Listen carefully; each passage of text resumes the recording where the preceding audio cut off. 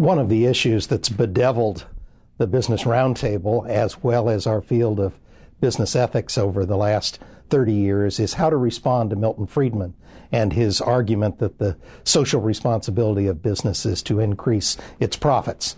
Now, that's an overstatement. Even Friedman, I don't think, believes that in the extreme that is usually attributed to him. But nonetheless, there is a sense in which Friedman believed in the role of the corporation being focused on its economic profitability and not on its social contribution, directly at odds with what the public seems to expect of business. I think there's a sense in which the Roundtable took a position early on that the corporation had to balance its social and economic role, that it had to earn the confidence of the public, that there was a kind of public contract that business had to respond to. That was a good position, but the difficulty was, and one of the reasons the distrust remains, is that neither the Business Roundtable or the business community in general found a way to make that real, to create a clear understanding of how far the corporation should go in addressing social issues. The vague sense of corporate responsibility or paying appropriate attention to your shareholders, which was in an early Business Roundtable document, simply didn't make it real. And that ambiguity has continued to haunt the business community in general.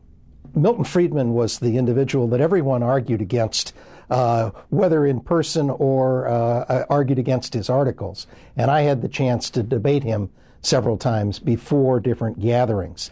And I think the primary issue was whether you could trust corporations to address social issues in a beneficial way. And interestingly, Milton Friedman tended to agree with what seems to be the majority of the American people, which is you can't trust business, and that's why you ought not to expect them to undertake social initiatives.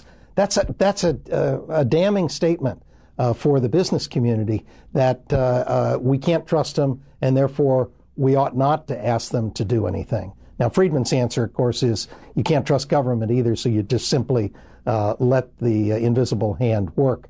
I think the public draws a very different conclusion. If you can't trust business, and now we've got to regulate them, or we've got to apply activist pressure to raise the expectations of business.